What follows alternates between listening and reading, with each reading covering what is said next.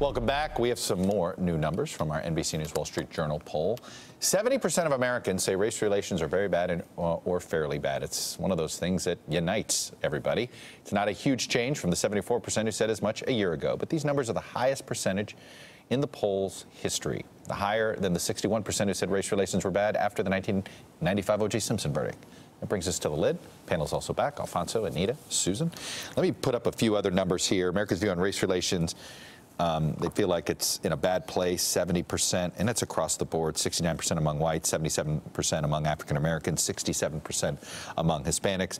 On President Trump's handling of the race issue, approved 25%, disapproved 52%. On Charlottesville, approved 20%. His handling of Charlottesville, 66% disapproved. None of these numbers surprising, Alfonso, but the question is the president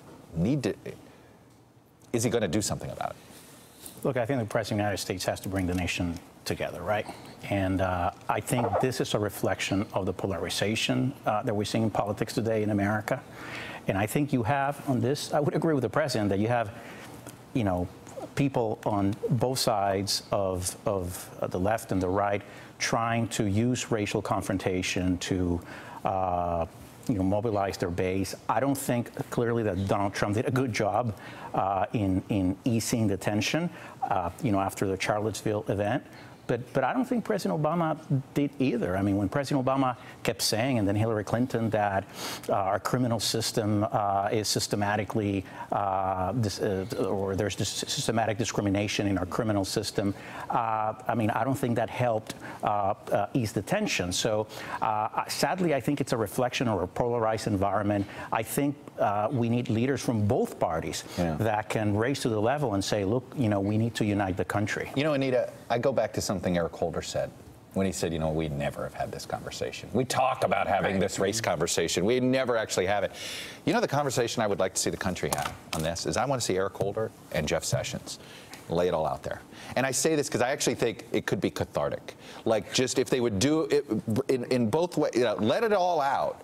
But in some ways, the two of them would be emblematic of this polarization that is out there, or this view that it's a polarized conversation. So I don't think... I don't think that would ever happen. I don't think it would ever happen. I agree with Eric, but I want to take a bit of an issue with what Alonzo said, and particularly on criminal justice reform, because that is actually an issue where you have a bipartisan level of agreement and you have a lot of data. Okay, data that doesn't lie in terms of the adverse effects that certain communities in this country, most notably African Americans, have suffered based on the way the criminal justice system was set up. But let me finish. And I think that there are a lot of people who look at the penalties for crack cocaine versus powder cocaine back there in those crime bills. There are a lot of people who look at the actual effect of this over the years, and this was a bipartisan effort that was launched under the Obama administration that the Koch brothers were very involved in. And so let me finish, okay? And so I think that is actually not the right issue.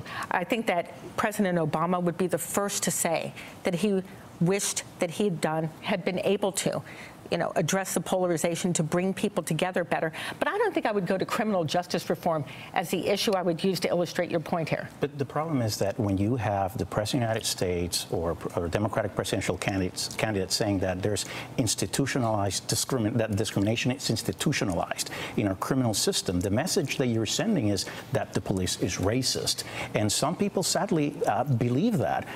So I think it requires a conversation between both sides. Oh. And I think we can't be naive. I mean, there are people on both sides trying to use race for political reasons, sadly. But I think that the both sides language, which of course President Trump made very notorious, is not really the correct language here. Okay, I think that in particular, that when you look at what this president, what the current president has done to actually, to really use divisive language to try to equate people who were, wearing swastikas with people who were peacefully protesting in Charlottesville, that the both sides language has become code for something that's really damaging in the society. I'm not going to defend the language from President Trump. I mean, he said that there were peaceful people at the white supremacist rally. I mean, that's ridiculous. Right.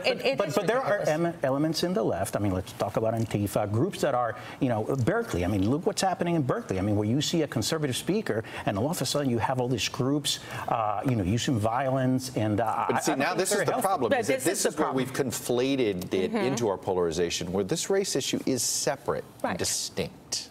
And one thing that's so discouraging about the numbers in your poll is it was just 8.5 years ago when more than 2/3 of Americans thought race relations were improving. Good. Well, they thought the election of the first black president was going to improve race relations automatically. We did a USA Today poll right after his election directed on race, and what we found were both blacks and whites were optimistic, but blacks were optimistic because they thought there would finally be a debate about racial injustice, and whites were optimistic because they thought President Obama's election meant that race relations were good. Yeah. And the fact of the matter is it goes back to we never have this conversation. I mean, the fact is, I think there are plenty of people that do not understand what it's like to be pulled over for the color of your skin. Right? And that is a conversation that we don't really have that conversation. Or to be worried about your kid just walking home from school or going to a convenience store to pick up a candy bar. Right? At the same time, I get that law enforcement officials every day feel as if they're on eggshells. So we are in a bad place. We're in a bad place, but we're, in a way, we're in a bad place because people are recognizing the various problems we have. I mean, this is an increasingly diverse society. In many ways, my kids' attitudes about race are so much stronger than my You could make an argument that all of this negative attention actually is probably what is necessary to surface it. You can't solve it if you don't surface it, and we've been sweeping it. But you require presidential leadership. It does, and I don't know. And he's got to figure out how to get into this game. All right, guys, thank you. Hey there, I'm Chris Hayes from MSNBC. Thanks for watching MSNBC on YouTube. If you want to keep up to date with the videos we're putting out, you can click subscribe just below me, or click over on this list to see lots of other great videos.